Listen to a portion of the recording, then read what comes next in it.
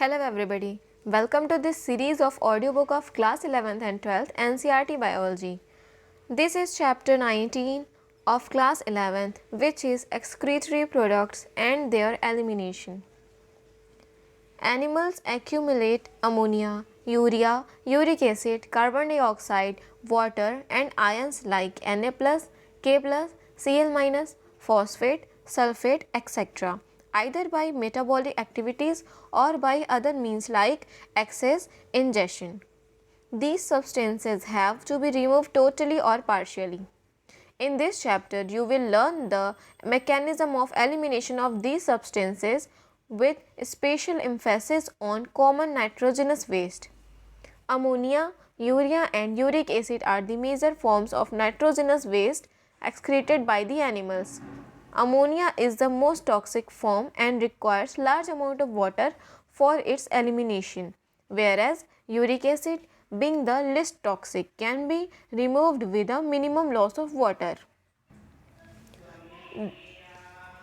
The process of excreting ammonia is ammonotelism. Many bony fishes, aquatic amphibians and aquatic insects are ammonotelic in nature. Ammonia, as it is readily soluble, is generally excreted by diffusion across body surfaces or through gill surfaces in fishes in ammonium ions. Kidney do not play any significant role in its removal. Terrestrial adaptation necessitate the production of lesser toxic nitrogenous waste like urea and uric acid for conservation of water. Mammals, many terrestrial amphibians and marine fishes mainly excrete urea and are called ureotelic animals. Ammonia produced by metabolism is converted into urea in the liver of these animals and released into the blood, which is filtrated and excreted out by the kidneys. Some amount of urea may be retained in the kidney matrix of some of these animals to maintain a desired osmolarity. Reptiles, bird, land snails and insect excrete nitrogenous waste as uric acid in the form of pellet or paste with a minimum loss of water and are called uricotelic animal. A survey of animal kingdom present a variety of excretory structures. In most of the invertebrates, these structures are simple tubular forms, whereas vertebrates have complex tubular organ called kidneys. Some of these structures are mentioned here. Protonephridia or flame cells are the excretory structures in Platyhelminthes. Flatworm example Planaria. Rotifers, some annelids and the cephalochordate. Amphioxus protonephridia are primarily concerned with ionic and fluid volume regulation, that is osmoregulation. Nephridia are the tubular excretory structure of earthworms and the annelids. Nephridia helps to remove nitrogenous waste and maintain a fluid and ionic balance. Malphizian tubules are the excretory structures of most of the insects including cockroaches. Malphizian tubules help in the removal of nitrogenous waste and osmoregulation. Antennal glands or green glands perform the excretory function in crustaceans like prawns. Human excretory system. In humans, the excretory system consists of a pair of kidneys, one pair of ureterus, a urinary bladder and a urethra. Kidneys are reddish brown, bean-shaped structure situated between the levels of last thoracic and third luminal vertebra close to the dorsal inner wall of the abdominal cavity. Each kidney of an adult human measures 10 to 12 cm in length, 5 to 7 cm in width, 2 to 3 cm in thickness with an average weight of 120 to 170 gram. Towards the center of the inner concave surface of the kidney is a notched human hilum through which ureter, blood vessels and nerves enter. Inner to the hilum is a broad funnel shaped space called the renal pelvis with projections called calyx. The outer layer of kidney is a tough capsule. Inside the kidney, There are two zones, an outer cortex and an inner medulla. The medulla is divided into a few conical masses, medullary pyramids, projecting into the calyx. The cortex extends in between the medullary pyramids as renal columns called columns of Bertini. Each kidney has nearly 1 million complex tubular structures called nephrons, which are the functional units. Each nephron has two parts, the glomerulus and the renal tubule. Glomerulus is a tuft of capillaries formed by the afferent arteriole, a fine branch of renal artery. Blood from the glomerulus is carried away by an efferent arteriole. The renal tubule begins with a double-walled cup-like structure called Bowman's capsule, which encloses the glomerulus. Glomerulus, along with Bowman's capsule, is called the Malpighian body or renal corpuscle. The tubule continues further to form a highly coiled network, proximal convoluted tubule (PCT). A hairpin shaped Henle's loop is the next part of the tubule, which has a descending and an ascending limb. The ascending limb continues as another highly coiled tubular region called distal convoluted tubule (DCT). The DCT of many nephrons open into a straight tube called collecting duct, many of which converge and open into the renal pelvis through medullary pyramids in the calyx. The Malpighian corpuscle, PCT and DCT of the nephron are situated in the cortical region of the kidney, whereas the loop of Henle dips into the medulla. In majority of nephrons, the loop of Henle is too short and extends only very little into the medulla. Such nephrons are called cortical nephrons. In some of the nephrons, the loop of Henle is very long and runs deep into the medulla. These nephrons are called juxtamedullary nephrons. The efferent arteriole emerging from the glomerulus form a fine capillary network around the renal tubule called the peritubular capillaries. A minute vessel of this network runs parallel to the Henle's loop form a U-shaped vasa recta. Vasa recta is absent or highly reduced in cortical nephrons. Urine formation. Urine formation involves three main processes, namely glomerular filtration, reabsorption and secretion, that take place in different parts of the nephron. The first step in the urine formation is the filtration of blood, which is carried out by the glomerulus and is called glomerular filtration. On an average, 1100 to 1200 ml of blood is filtrated by the kidneys per minute, which constitute roughly 1/5 of the blood pumped out by each ventricle of the heart in a minute. The glomerular capillary blood pressure causes filtration of blood through three layers, that is the endothelium of glomerular blood vessels, the epithelium of Bowman's capsule and the basement membrane between these two layers. The epithelial cells of Bowman's capsule called podocytes are arranged in an intricate manner so as to leave some minute space called filtration slits or slit pores. Blood is filtrated so finely through these membranes that almost all the constituents of the plasma except the protein pass onto the lumen of the Bowman's capsule. Therefore, it is considered as the process of ultrafiltration. The amount of the filtrate formed by the kidneys per minute is called the glomerular filtration rate (GFR). GFR in a healthy individual is approximately 125 ml per minute, that is 180 liters per day. The kidney have built-in mechanism for the regulation of glomerular filtration rate. One such efficient mechanism is carried out by juxtaglomerular apparatus (JGA).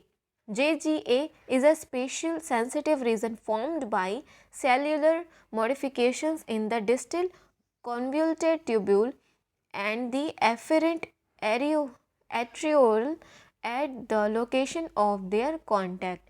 A fall in GFR can activate the GF cells to release renin, which can stimulate the glomerular blood flow and thereby the GFR back to normal.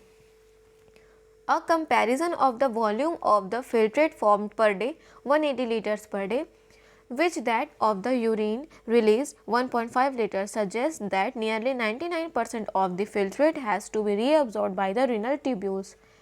This process is called reabsorption. The tubular epithelium cell in different segments of nephron perform this either by active or passive mechanisms. For example, substances like glucose, amino acid, Na plus etc. in the filtrate are reabsorbed actively whereas the nitrogenous waste are absorbed by passive transport. Reabsorption of water also occurs passively in the initial segment of the nephron. During urine formation, the tubular cells secrete substances like H plus, K plus and ammonia into the filtrate. Tubular secretion is also an important step in urine formation as it helps in the maintenance of ionic and acidic base balance of body fluid. Function of the tubules. Proximal convoluted tubules PCT. PCT is lined by simple cuboidal brush border epithelium which increases the surface area for reabsorption. Nearly all of the essential nutrients and 70 to 80% of electrolytes and water are reabsorbed by this segment. PCT also helps to maintain the pH and ionic balance of the body fluids by selective secretion of hydrogen ions, ammonia and potassium ions into the filtrate and by absorption of HCO3- from it. Henel's loop. Reabsorption is minimum in its ascending limb. However, this region plays a significant role in the maintenance of high osmoregulatory of medullary intestinal fluid. The descending limb of loop of Henle is permeable to water but almost impermeable to electrolytes. These concentrates the filtrate as it moves down. The ascending limb of impermeable to water but allows transport of electrolytes actively or passively. Therefore, as the concentration filtrate pass upward, it gets diluted due to the passage of electrolytes to the medullary fluid. Distal convoluted tubule DCT. Conditional reabsorption of Na plus and water takes place in the segment. DCT is also capable of reabsorption of HCO3- and selective secretion of hydrogen and potassium ion and NH3 to maintain the pH and sodium potassium balance in the blood. Collecting duct. These long ducts extend from the cortex of the kidney to the inner part of the medulla. Large amount of water could be reabsorbed from this region to produce concentrated urine. This segment allows passage of small amount of urea into the medullary interstitium to keep up the osmoregulatory. It also plays a role in the maintenance of pH and ionic balance of blood by the selective secretion of H plus and K plus ions. Mechanism of concentration of the filtrate. Mammals have the ability to produce a concentrated urine. The Henle's loop and vasa recta play a significant role in this. The flow of filtrate in the two limbs of Henle's loop is in opposite direction and thus forms a counter current.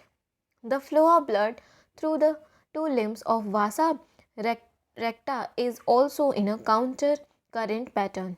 The proximity between the Henle's loop and vasa recta as well as the counter current in them help in maintaining and increasing osmolarity towards the inner medullary interstitium, that is from 300 mol liter -1 in the cortex to about 1200 mol per liter in the inner medulla. This gradient is mainly caused by NaCl and urea. NaCl is transported by the ascending limb of Henle's loop, which is exchanged with the descending limb of vasa recta. NaCl is returned to the interstitium by the ascending portion of the vasa recta. Similarly, small amount of urea entered the thin segment of the ascending limb of Henle's loop, which is transported back to the interstitium by the collecting tubule. The above described transport of substances facilitated by the spatial arrangement of Henle's loop and vasa recta is called the countercurrent mechanism. These mechanisms helps to maintain a concentration gradient in the medullary interstitium. Presence of such interstitial gradient help in an easy passage of water from the collecting tubule, thereby concentrating the filtrate, urine. Human kidneys can produce urine nearly 4 times concentrated than the initial filtrate formula. Regulation of kidney function. The function of the kidneys is efficiently monitored and regulated by a hormonal feedback mechanism involving the hypothalamus, JGA, and to a certain extent the heart. Osmoreceptors in the body are activated by changes in blood volume, body fluid volume, and ionic concentration. An excessive loss of fluid from the body can activate these receptors, which stimulate the hypothalamus to release antidiuretic hormone ADH or vasopressin from the neurohypophysis. ADH facilitate water reabsorption from latter part of the tubule, thereby preventing diuresis. An increase in body fluid volume can switch off the osmoreceptors and suppress the ADH release to complete the feedback. ADH can also affect the kidney function by its constrictory effect on blood vessels. These cause an increase in blood pressure. An increase in blood pressure can increase the glomerular blood flow and thereby the GFR. The JGA plays a complex regulatory role. A fall in glomerular blood flow, glomerular blood pressure, GFR can activate the JF cells to release renin, which convert angiotensinogen in blood to angiotensin 1 and further to angiotensin 2. Angiotensin 2, being a powerful vasoconstrictor, increase the glomerular blood pressure and thereby GFR. Angiotensin 2 also activates the adrenal cortex to release aldosterone.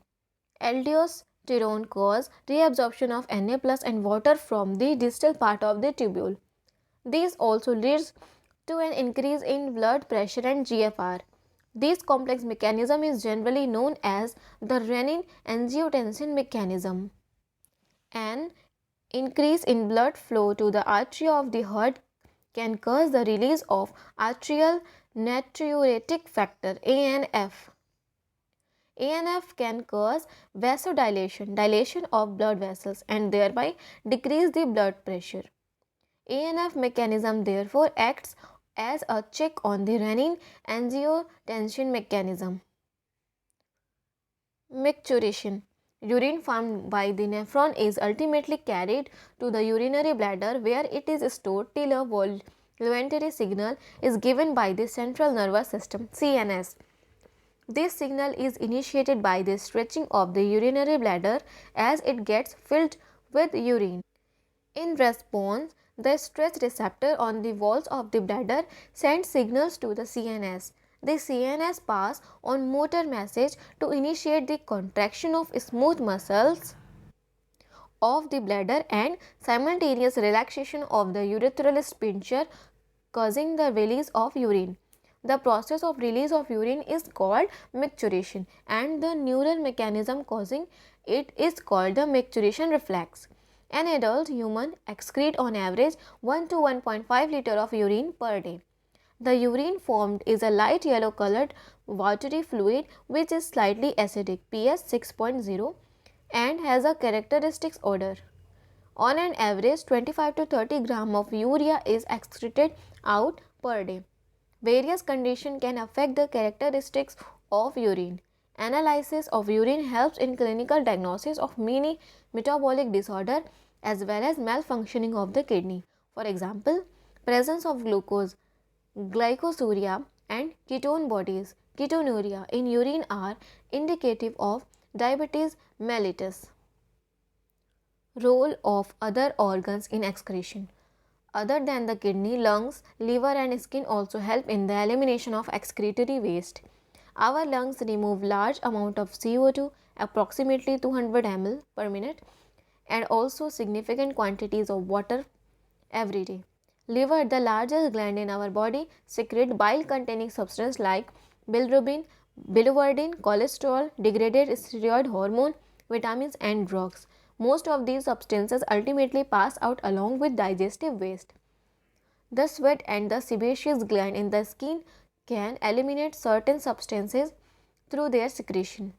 Sweat produced by the sweat gland is a watery fluid containing NaCl, a small amount of urea, lactic acid, etc.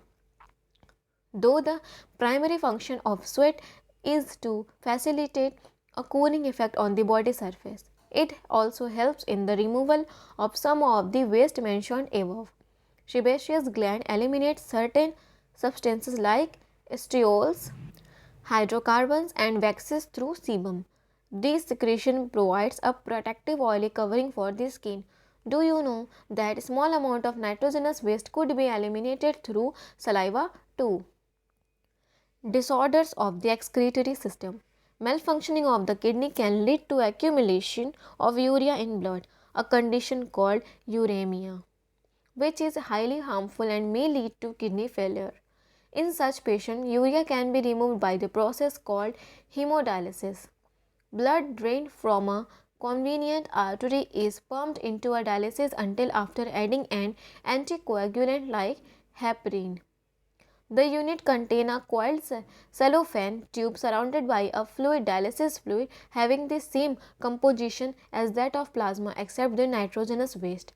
The porous cellophane membrane of the tube allows the passage of the molecules based on the concentration gradient. As nitrogenous waste are absent in the dialysis fluid, these substances freely moved out, thereby clearing the blood.